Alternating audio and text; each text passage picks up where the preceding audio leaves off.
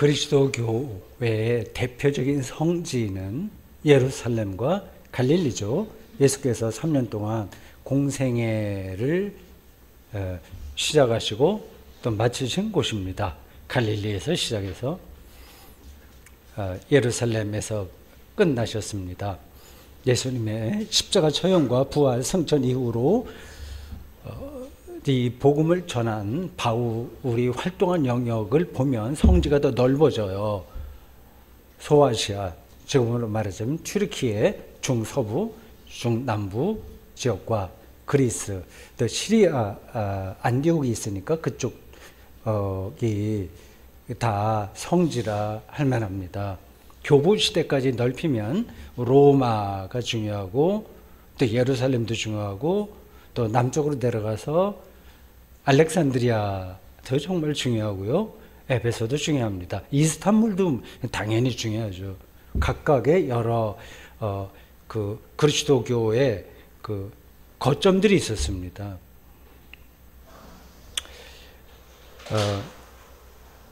저는 그 중에서 요한계시록이 거론된 소아시아 7교회가 있었던 튀르키예를 한번 가보고 싶습니다.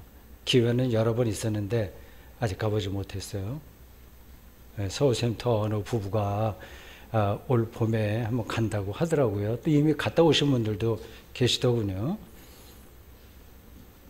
오늘 설교 본문의 배경인 이 에베소, 지금 에페소스라고 발음합니다. 현대어로는요, 튀르키예 남서쪽에 자리합니다. 에베소서 왼쪽으로는 지중해가 면에 있어요. 그리고 남쪽으로는 그 유명한 밀레도가 있습니다. 성경에는 밀레도라고 되어 있는데 그냥 지금 발음으로 하면 밀레토스입니다. 그 밀레토스가 또 유명해요. 서양 철학의 출발점이라고 할 수 있습니다.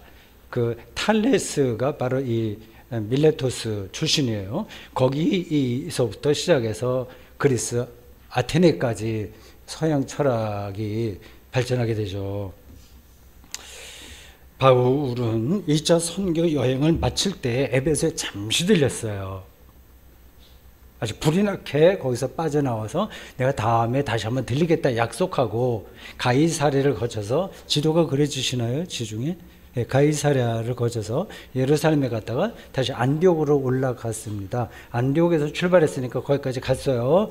이제 세 번째, 소위 이제 3차 선교 여행 시작할 때 이 에베소를 들립니다. 3차 선교 여행은 주로 이 에베소 활동이에요. 다른 것들은 그냥 지나가듯이 설명되어 있습니다. 이 에베소에는 그 유명한, 우리 한국 사람들도 많이 알죠, 두란노 서원이 있습니다. 바울 일행은 민중 폭동으로 인해서 에베소를 떠날 수밖에 없었습니다. 그래서 에게해를 건너서, 그 유명한 에게해를 건너서 그 마게도냐 지역으로 가서 교우들을 살펴본 다음에 이제 다시 예루살렘으로 돌아갈 여행 계획을 짰습니다.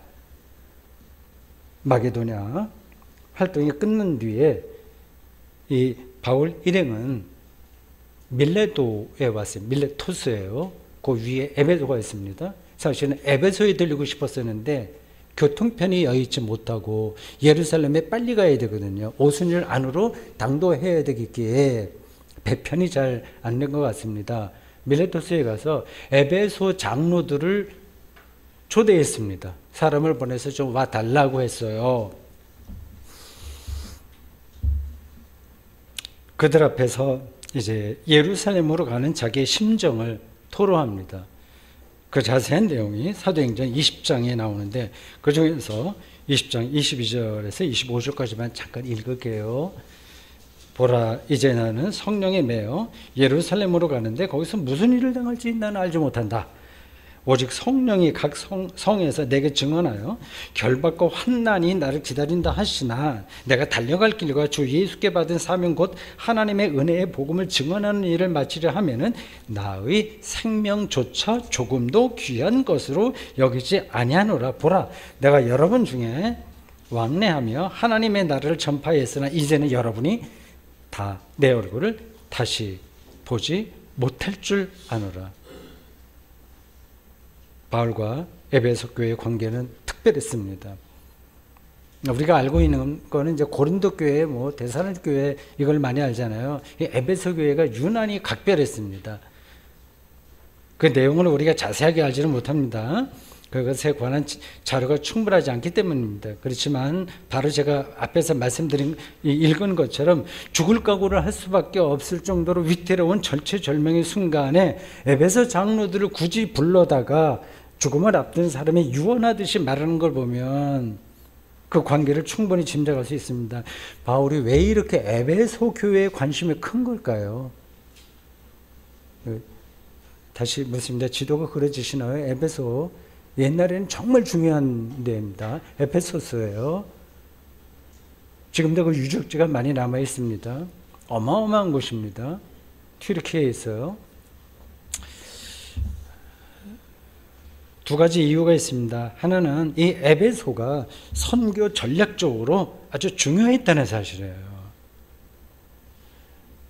에베소는 소아시아 지역의 주도였습니다. 로마가 직접 통치하는 지역이에요. 로마 제국 시대에 가장 중요한 도시가 로마죠. 두 번째는 알렉산드리아예요. 아프리카 북쪽에 있는. 세 번째가 에베소입니다. 밀레도가 가까이 있다고 말씀드렸죠. 그러니까 정치, 경제, 문화, 예술, 철학 등등에서 가장 잘 나가는 도시였습니다. 그런 국제 도시에 교회를 반듯하게 세운다면 세계의 선교를 추진하는 데 상당한 탄력을 받을 수 있다고 바울이 판단했겠죠. 다른 하나는 에베소 회당에 여러 다양한 분파가 서로 섞여 있었다는 사실입니다. 이건 조금 설명을 해야 돼요. 디아스포라 유대인들의 회당에는 디아스포라 유대인들의 회당 어디나 다 있습니다. 중요한 도시에는 다 있어요. 그 회당에는 유대교인만이 아니라 그리스도인들도 있었어요. 좀 뜻밖이죠. 당시에는 그리스도인들이 회당을 자유롭게 출입할 수 있었습니다. 유대교인과 그리스도인의 차이도 별로 서로 배척할 정도 크지 않았어요. 그것도 좀 이상하죠. 당시에는 그게 자연스러웠습니다. 에베소 디아스포라 유대인들 중에는 바리새파도 있었고 사두개파도 있었고 에세나파도 있었고 특히 오늘 설교의 배경이라고 할 수 있는 세례 요한 추종자들도 있었고 예수를 믿는 사람들도 있었습니다. 그들은 아직 완전하게 구분되지 않았어요. 그러니까 바리새파이면서도 세례 요한의 제자일 수 있고 세례 요한의 제자이면서 그리스도인이기도 합니다. 서로 엮여 있어요. 큰 틀에서 회당 공동체를 형성하고 있었습니다. 그곳에 그리스도교의 정체성을, 즉 바울이 영혼을 담고 있는 복음의 정체성을 분명하게 하는 일이 바울에게는 무엇보다도 중요했습니다. 그 정체성이 희미해지면 지금 막 뒤섞여 있으니까요. 그리스도교는 자칫 유대교의 아류로 떨어질 수도 있었습니다. 당시 바울의 심정이 얼마나 절박했을지 알만합니다. 절박하지 않은 사람은 절박하지 않은 거예요. 모든 시대를 보는 눈도 마찬가지입니다. 이 바울은 유독히 그런 사람이었습니다. 그런 사람 덕분에 그리스도교가 지금까지 이렇게 명맥을 유지하게 된 거죠. 이 바울에게 우리가 신세진 바가 큽니다. 이런 역사적 배경을 놓고 오늘 본문을 좀 따라가 봅시다. 바울은 드디어 에베소에 왔어요. 2차에 끝날 때 잠깐 스치듯 지나갔다가 3차 시작하면서 이제 작심하고 여기 온 겁니다. 근데 본문이 참 재밌게 표현해요. 1절에 아볼로가 고린도에 있을 때, 그 의미가 있겠죠. 이거를 쓴 이유가 아볼로가 고린도에 있을 때 이 바울이 에베소에 와서 어떤 제자들을 만나서 이렇게 묻습니다. 그 제자들이라고 하면 보통은 그리스도인인데 그 사도행전은 그렇게 부르는데 여기서는 이 세례 요한의 제자일지도 몰라요. 정확하진 않아요. 어쨌든 그 제자들을 만나서 당신들 성령 받았소? 이렇게 물어요. 그들이 우리는 성령이 있다는 말을 듣지도 보지도 못했습니다. 대답해요.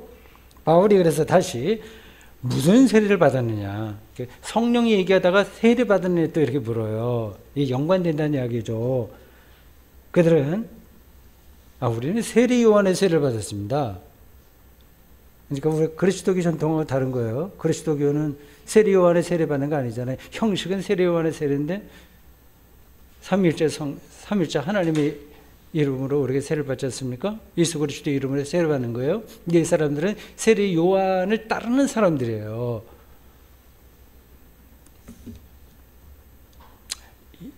요한의 세례만으로 믿음 생활이 충분하다고 생각했기 때문에 이제 떳떳하게 우리는 세례 요한의 세례를 받았죠. 대답한 겁니다. 그런 생각이 크게 잘못은 아니에요. 물속에 들어가서 세례받고 교회 생활 열심히 하면 되지, 예수 잘 믿으면 되지, 그런 생각합니다. 지금도 마찬가지예요. 성부, 성자, 성령 삼위일체 이름으로 세례를 받았다고는 하지만 실제로는 여전히 세례 요한의 세례에 머무는 사람들이 많습니다.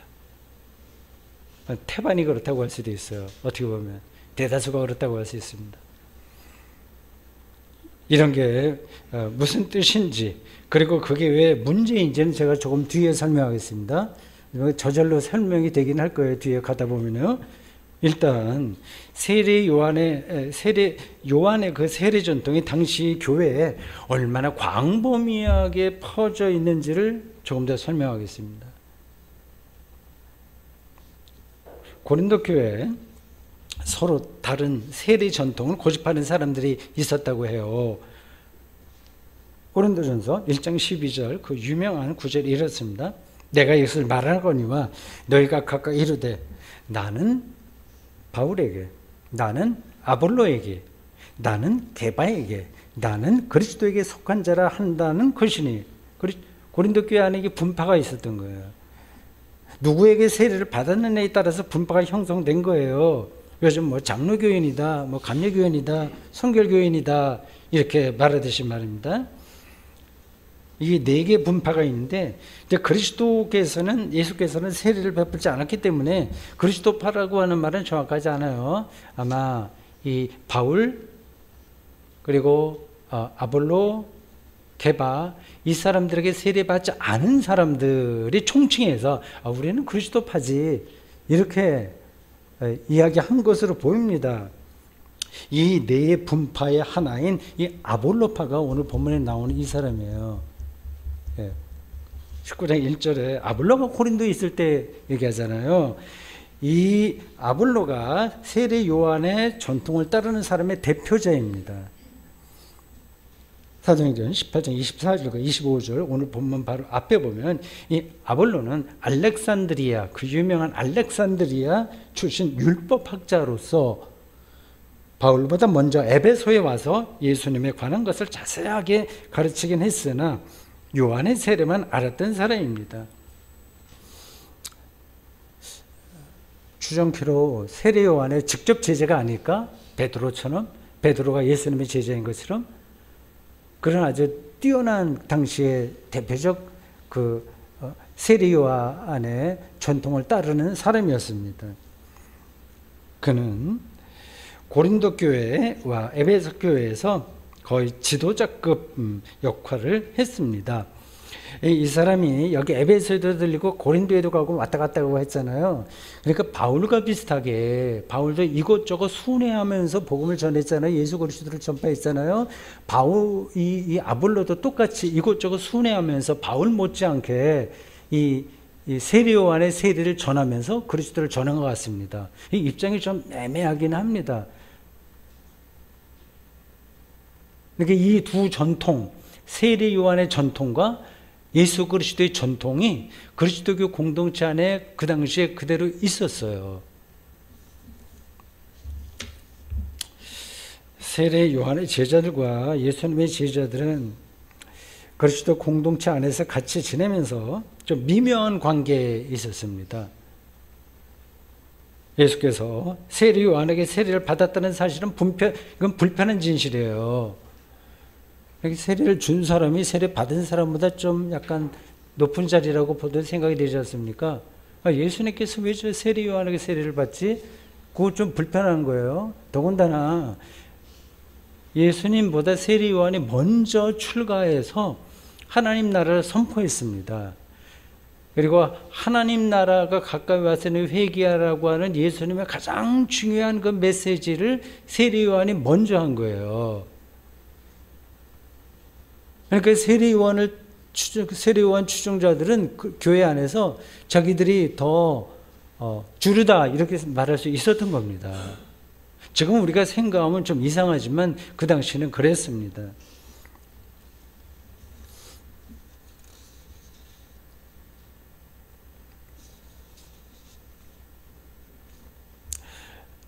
세례 요한은 예수님보다 먼저 나서서 하나님 나라와 세상 개혁을 외치다가 30대 초반에 참수형을 당했고, 예수께서는 뒤를 이어서 하나님 나라를 선포하다가 30대 초반에 십자가 처형을 당했습니다. 비슷한 운명이었습니다. 훗날 그리스도교 공동체 안에서 요한의 제자들과 예수님의 제자들이 하나의 공동체를 이루었습니다. 때로는 선의로 경쟁하고 때로는 협조 관계를 맺으면서 말이죠. 그러한 기간이 어느 정도까지 지탱됐습니다. 여기서 이제 이런 질문이 가능합니다. 아니, 예수를 믿는 그 교회 안에 왜 이렇게 오랫동안 세례 요한의 전통이 오랫동안 영향을 끼친 것일까요? 좀 이상하잖아요. 세례 요한의 가르침이 그리고 그의 삶이 매우 강렬했다는 게 그 이유입니다. 당시에는 예수님보다 세례 요한이 더 임팩트가 강한 삶을 살았고 더 강한 메시지를 선포했고 대중적인 영향력을 더 많이 행사한 사람이에요. 그리고 세례 요한은 제사장의 아들이에요. 예수님은 목수의 아들이에요. 사람들이 어떻게 생각하겠습니까? 아주 강력한 영향력이 있었던 겁니다, 세례 요한이.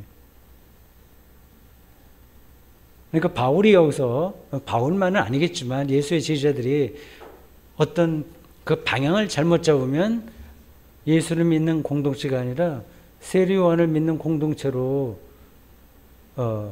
바뀌어질 수도 있었던 순간이에요. 세례 요한의 가르침과 삶을 우리는 물세례라고 이름 붙여야 됩니다. 그 세례 요한의 그 특징이 바로 이게 물세례 아니에요. 요단강에서 세례 준 겁니다. 그 물세례의 내용은 세례 요한의 설교에 다 들어있습니다. 한마디로 하면 새로운 삶으로의 변화예요.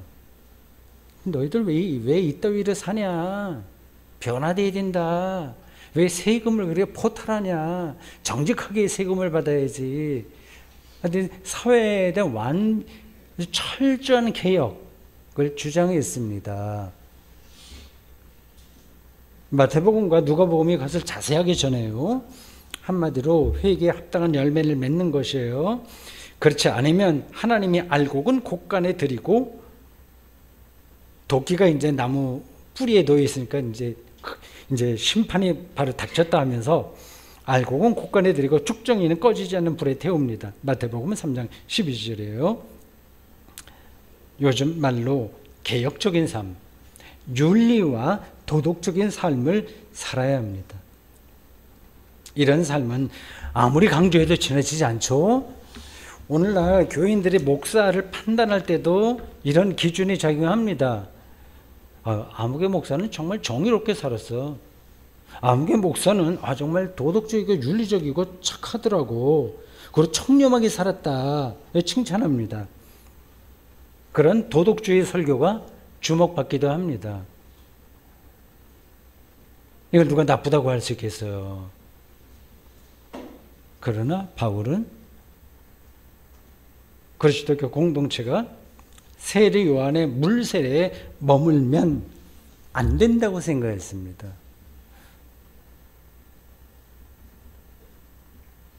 그는 오늘 본문에서 에베소 교회 제자들이 우리는 세례 요한의 세례만 합니다 라고 하니까 4절에서 너희들 하나만 알고 둘은 모르네.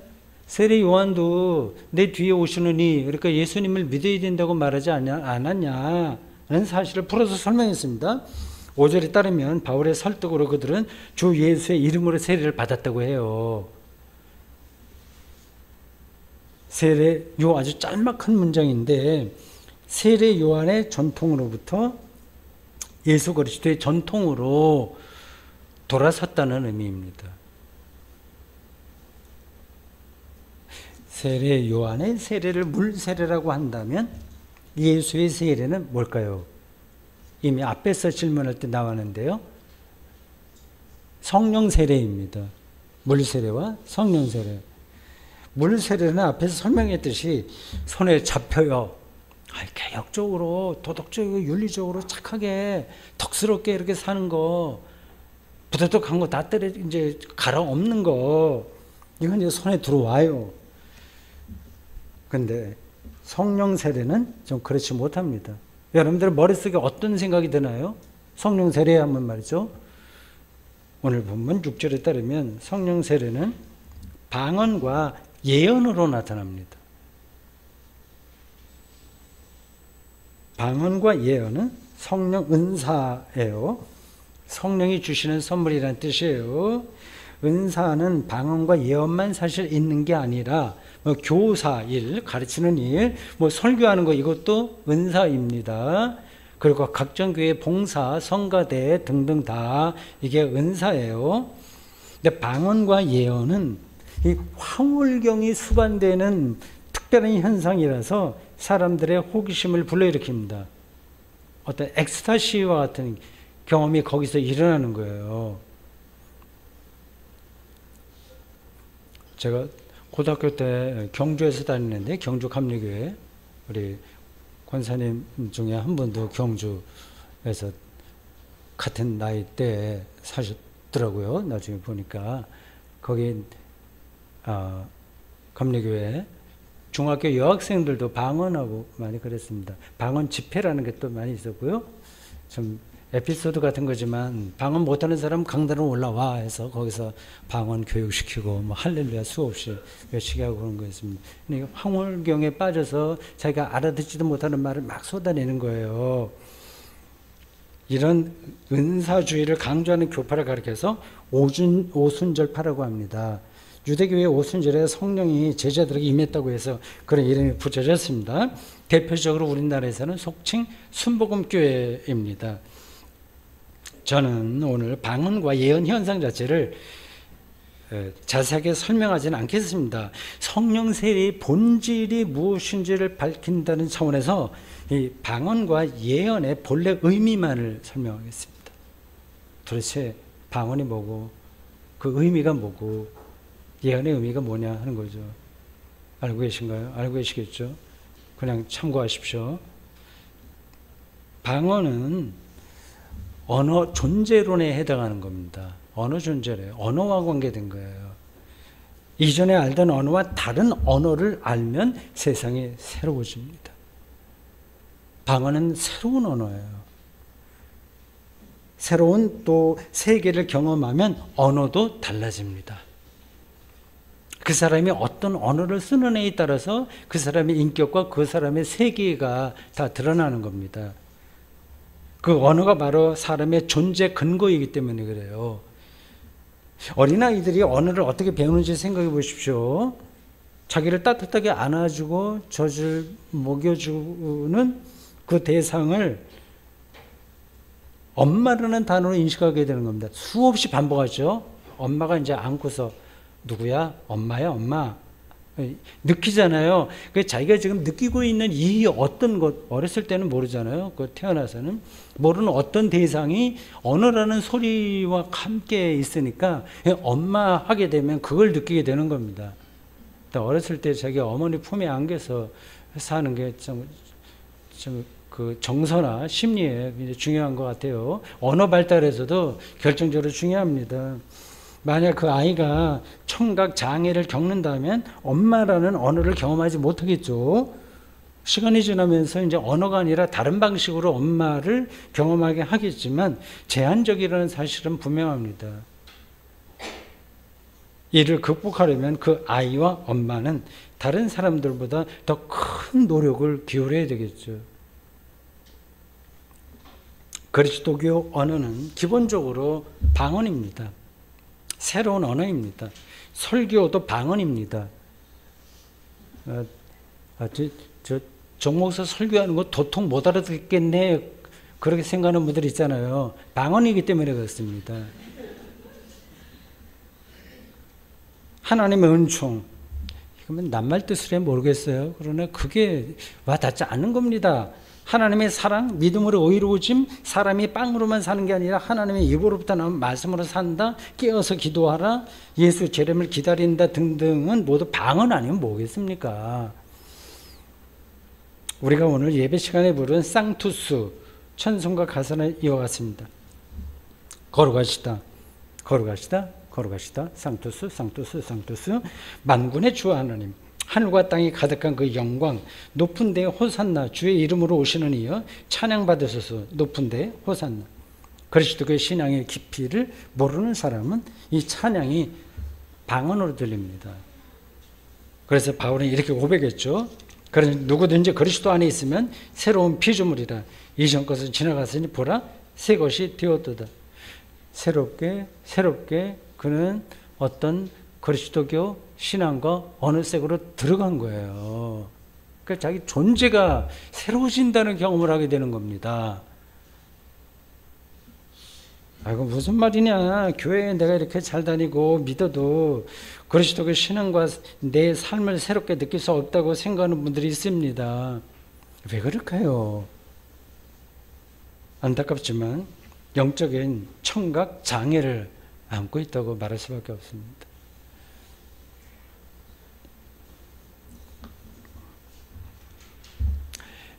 예언도 오해하기 쉬워요. 족집게 점쟁이처럼 미리 일어날 일을 미리 알아맞추는 어떤 것쯤으로 말이죠. 전혀 그렇지 않습니다.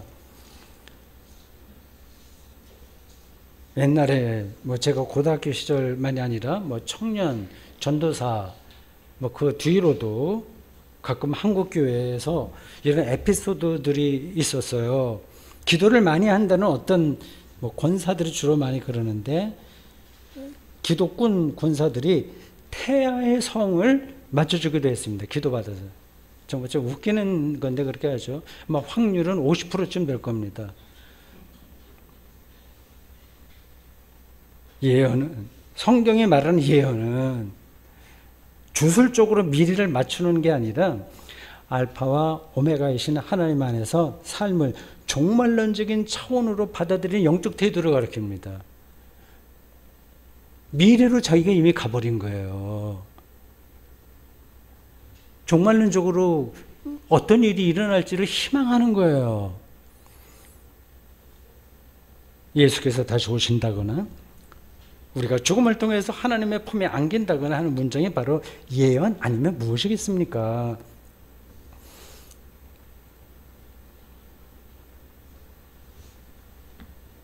지금 말씀드린 두 가지, 언어의 존재론적 깊이를 가리키는 방언과 미래지향적 삶을 가리키는 예언을 삶의 중심으로 삼기가 사실 쉽지 않습니다. 거의 불가능해요. 목사도 마찬가지고 교회 평생 교회 문이 닳도록 왔다 갔다 하고 세계 선교를 위해서 기도하는 사람이라도 그렇습니다. 우리는 태어나서 사춘기와 청소년기와 장년기를 거치면서 세속 원리에 철저하게 길들였기 때문입니다. 그런 세속 원리의 핵심은 자기 확장, 자기 사랑, 자기 긍정입니다. 현재 자기에게 어떤 일이 벌어지는지에 대해서만 예민한 거예요. 다른 건 관심이 없어요. 그래서 짜증이 나죠, 종종. 불안하죠. 그리고 거꾸로 좀 잘난 척 하고 싶어지죠. 그 자기에 매달리게 하니까 세상이 그렇게 살 수밖에 없습니다. 지금 당장 기분 좋은 일만 찾아요. 세상이 자기 뜻대로 굴러가지 않기도 하고, 잘 굴러간다고 해도 만족이 안 되니까 마치 앞만 바라볼 수 있는 안대를 끼고 경주마가 옆엔 못 보게 하는 그런 뭐를 차고 전력 질주하는 경주마처럼 우리가 삽니다.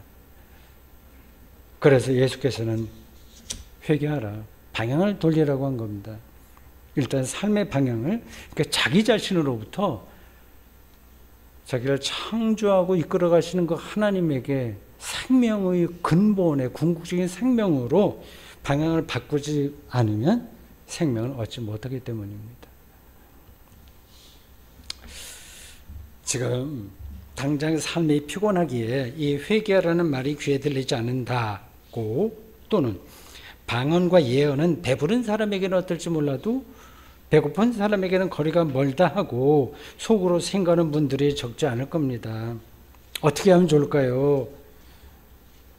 분발하시라고, 은총을 구하라는 말 이외에 제가 그분들에게 맞춤형 대답을 드릴 수는 없습니다. 제가 할 수가 없습니다. 이런 분들보다 더 많은 숫자의 그리스도인들은 요한의 세례인 물세례 수준으로 만족할 거예요. 대다수가 그렇습니다. 그런 정도로 살아도 됩니다. 그렇게 사는 분들을 저는 칭찬하고 싶습니다. 위선이 아니라 진정성 있게 바리새인으로 사는 거니까요. 모범적으로 사는 거니까요. 그러나 저는 복음을 전하는 설교자로서 여러분이 이왕 그리스도교의 세계에 발을 디뎠다면, 안 디뎠다면 어쩔 수 없으나 디뎠다면 요한의 세례에 머물지 말고 예수의 세례 안으로 들어가시라고 말씀드립니다. 성령 세례를 받으시라고 말이죠. 단순히 행위의 변화가 아니라 존재의 변화로 나아가라는 뜻입니다. 2024년 한 해가 이렇게 시작했습니다. 첫 주일이었습니다. 올해 한 해를 다 보내고 곧 올 텐데 12월 마지막 주일에 우리 모두에게 어떤 변화가 일어났을지를 설레는 마음으로 기다려 봅시다. 아멘.